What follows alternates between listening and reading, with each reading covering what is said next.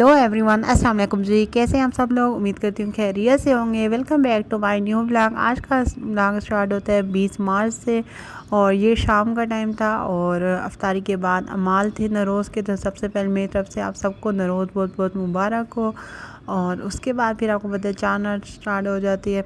और इस बार हमने नरोज़ तो सिंपल तरह से की और इससे पहले हम हमेशा बहुत अच्छी तरह से करते थे क्योंकि मसरूफ़ियत इतनी ज़्यादा थी। इसी दिन चाँद रात भी थी तो बस उसकी तैयारियां की। पहले हम इस तरह से नरोज़ सेलिब्रेट करते थे, इस बार थोड़ा सा सिंपल किया।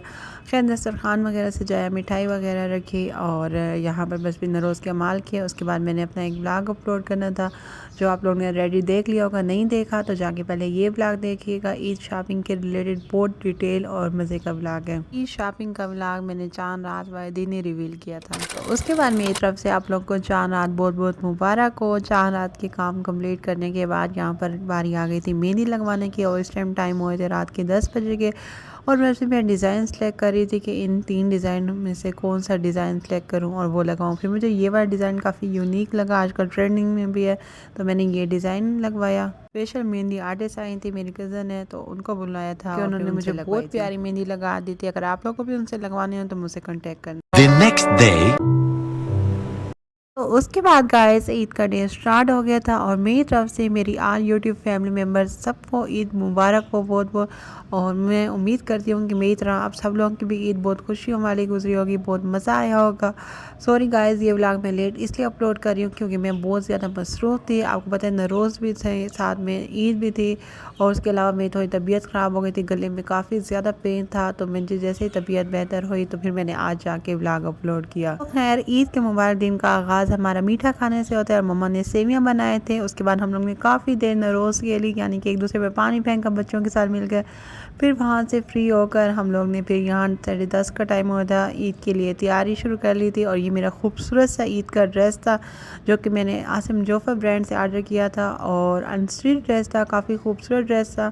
आपको पता है मुझे इनकी कलेक्शन बहुत पसंद है, तो फिर मैंने इस दफ़ा भी इनसे ऑर्डर किया था। लेकिन मेरा फ़र्स्ट टाइम एक्सपीरियंस था जब मैंने इनसे समर का ड्रेस ऑर्डर किया। वैसे तो मैं इसे फ़ोन और नेट के तो ऑर्डर करती रहती हूँ, लेकिन लान का फ़र्स्ट टाइम किया था और काफ़ी खूबसूरत था। Designing, embroidery, everything was perfect. बस थोड़ी सी ड्रेस की स्टफ़ की क्वालिटी मज़ीद इम्प्रूव होनी चाहिए थी, ये मुझे लगता है।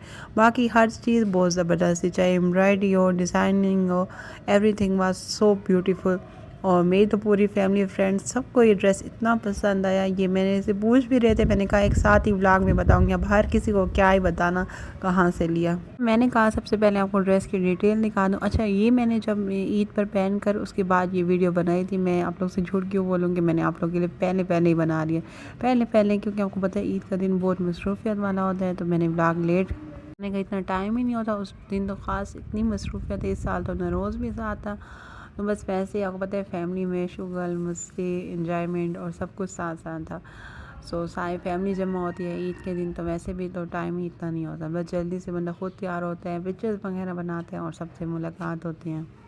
एंड ये मेरा खूबसूरत सा एम्ब्रॉयडरी ड्रेस था, आसिम जोफर ब्रांड का एम्ब्रॉयडरी शर्ट थी, साथ में प्रिंटेड जैकार्ड का नेट दुपट्टा था। इस पर इतनी प्यारी एम्ब्रॉयडरी हुई थी तो मुझे बहुत पसंद आया। खैर मैंने तो जैसे इस ड्रेस को देखा मुझे पहली नज़र में इतना पसंद आया, तो फिर मैंने कहा था किसी ख़ास मोमेंट पर ये पहनूंगी। और फिर आगे ईद आ रही थी तो फिर हमने बस ईद के लिए स्टिच करवा लिया। ये मैंने अनस्टिच ड्रेस लिया था, इसकी काफ़ी खूबसूरत डिज़ाइनिंग थी, बस थोड़ी सी क्वालिटी इंप्रूव होनी चाहिए थी ड्रेस के स्टफ़ में, क्योंकि ये 6000 का ड्रेस है और इसकी उतनी मतलब प्राइस के मुताबिक थोड़ा सा स्टफ़ ज़्यादा अच्छा क्वालिटी का होना चाहिए था। बाकी अगर डिज़ाइनिंग और स्टाइल को देखा जाए तो उसके मुताबिक तो बिल्कुल सही था। फिर बार पहना हुआ तो बहुत प्यारा लगा था। और ऐसे ड्रेस वैसे भी फेस्टिवल इवेंट पहने जाते हैं, जैसे ये ईद का मुबारक दिन था तो मैंने ईद पर भी पहन लिया। और इसके साथ की खूबसूरत सी मैंने चूड़ियाँ ज्वेलरी हर चीज़ मैच की थी। ये रिंग थी इतनी प्यारी थी ना, और साथ में मैंने कश्मीरी बैंगल लिए थे, बल्कि कश्मीरी बैंगल ना सिर्फ मैंने अपने लिए लिए बल्कि अपनी पूरी फैमिली के लिए लिए, चाहे मेरी कज़नें हों, मेरी फैमिली मेम्बर्स में जितने भी लड़कियां औरतें थे सब के लिए। और साथ में इसका ट्राउज़र था और उसमें मैंने ये वाला डिज़ाइन रखवाया था। आजकल ये अच्छा लग रहा है काफ़ी और मुझे भी पसंद था, तो फिर मैंने ये स्टिच करवा लिया। फिर अच्छा ये अनस्टिच ड्रेस था और इसको स्टिचिंग मैंने खुद DI खान से यहीं से करवाई थी। साथ में मैंने इसके खूबसूरत सा लॉकेट सेट लिया था जो कि मुझे बहुत पसंद आया था। तो मैंने कहा चलो ड्रेस का कलर कॉम्बिनेशन भी कुछ इस तरह का है, इसके साथ ये लूँ। और साथ में आजकल ये ट्रेंडिंग झुमके बहुत चल रहे थे रमज़ान के महीने में, तो फिर मैंने कहा चलें ये ले लेती हूँ।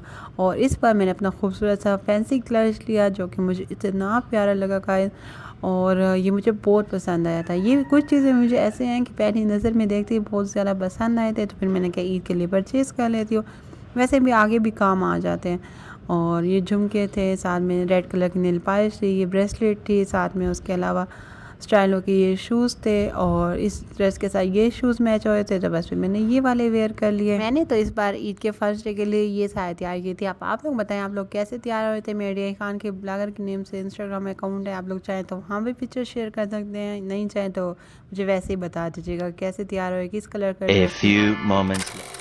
तो तैयार वगैरह होकर फिर हम लोग इतना बिजी हो गए थे, कोई खास ब्लॉग का क्लिप बनाने की टाइम ही नहीं मिला। सो ईद के दिन में आपके घर में क्या चीज़ें बनती हैं? हमारे घर में तो ये ट्रेडिशनल चीज़ें बनते हैं। इसमें हमारे घर शामी कबाब होते हैं, दही बल्ले होते हैं, चना चाट होती है, साथ में मम्मा ने गोला कबाब बनाए थे, और साथ में ये निमको वगैरह कोल्ड ड्रिंक्स वगैरह थे, और फिर लंच में पुलाव था सबके लिए। उसके बाद हम लोग आ गए थे अपनी खाला के घर में, और ये चाचू का घर भी है, और सही बात है फिर यहाँ पर हम लोग ईद मिलने आए थे, बिल्कुल हमारे घर के साथ ही है। और यहाँ पर भी मज़ेदार सी चीज़ें थे, शीर खुरमा था, साथ में नगेट्स और फ्राइज आइटम थे जो कि बहुत मज़े के थे। उसके बाद हम लोग चले गए थे अपने बड़े चाचू के घर में, और यहाँ पर हम अपनी चाची और चाचू से ईद मिलने गए थे। सबके साथ काफ़ी गपशप हुई।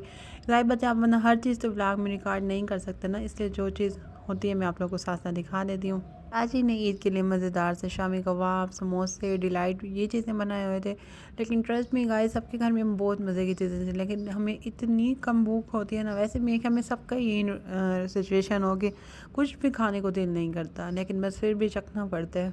1 hour later. फिर हम लोग गए थे अपनी फूफो के घर में अल्हम्दुलिल्लाह से, और यहाँ पर भी हम ईद मिलने आए हुए थे, और ये मेरी छोटी फूफो का घर है। गपशप में टाइम का पता नहीं चला, और यहाँ पर फूफो ने गड़गड़ वाली आइसक्रीम मंगवाई थी जो कि रियाई खान की मोस्ट फेमस डिश है। और मेरा तो गला शदीद ख़राब था, बिल्कुल खाने का दिल नहीं कर रहा था, बट अंकल ने फ़ोर्स किया कि नहीं थोड़ी सी चख लें, तो फिर खानी पड़ी। और वही बात है कि ईद के दूसरे तीसरे दिन ही मेरा गला शदीद पेनफुल था, बट लेकिन मज़ा आता है ईद के दिनों में इस तरह की मज़ेदार सी चीज़ें खाने में भी। बस फिर यहाँ पर सबसे मिले बाबा, भाई और चाचू लोग ने ईदी दी थी सबको। 2000 years later. सो यहाँ पुप्पो लोग के घर से फ्री होकर हम लोग अपने बाबा और भाइयों के साथ में जा रहे थे, सबके साथ मिलकर नानों के घर में। हमारे वैसे मामू हमें ईद मिलने पहले आ चुके थे, लेकिन अब हमारी बारी थी उनके घर जाने की। ईद का डे इनकम्प्लीट है विदाउट नानी के घर। नानी के घर जाना था हमारा ईद के दिन लाजमी है।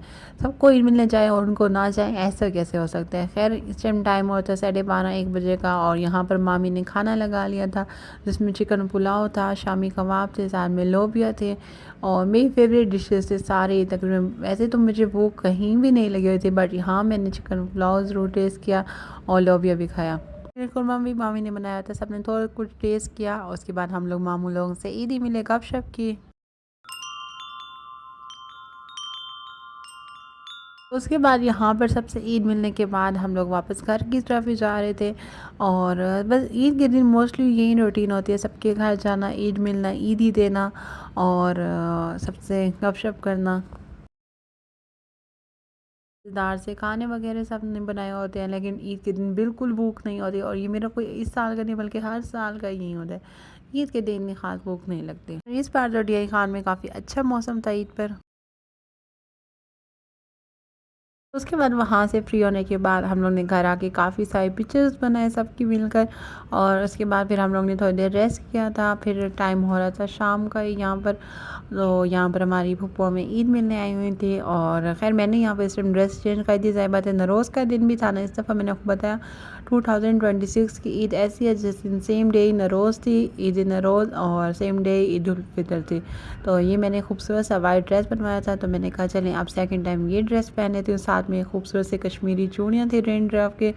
मैंने ये सेट इतने कलर्स में हमने सेट लेना क्योंकि मुझे बहुत पसंद थे रेन ड्राफ्ट कश्मीरी बैंगल्स, तो मैंने हर कलर में तकरीबन 5 कलर में बल्कि लिए।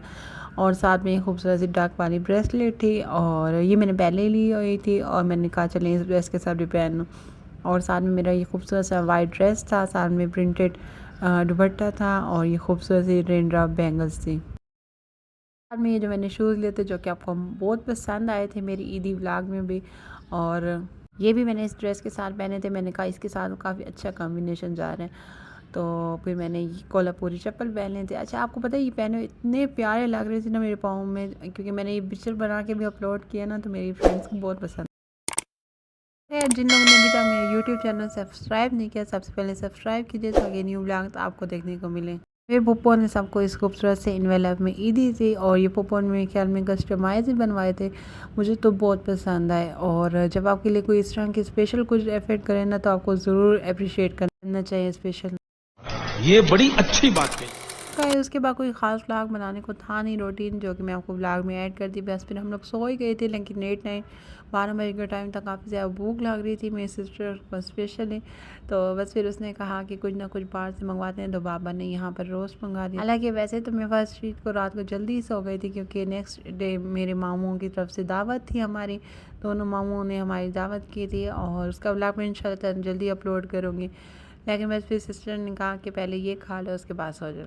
इसी के साथ आज का ये व्लॉग यहीं पर ख़त्म होता है। मैं उम्मीद करती हूँ आपको ये व्लॉग बहुत पसंद आया होगा। इसका लिंक शेयर कीजिएगा अपनी फ्रेंड से। Thanks for watching.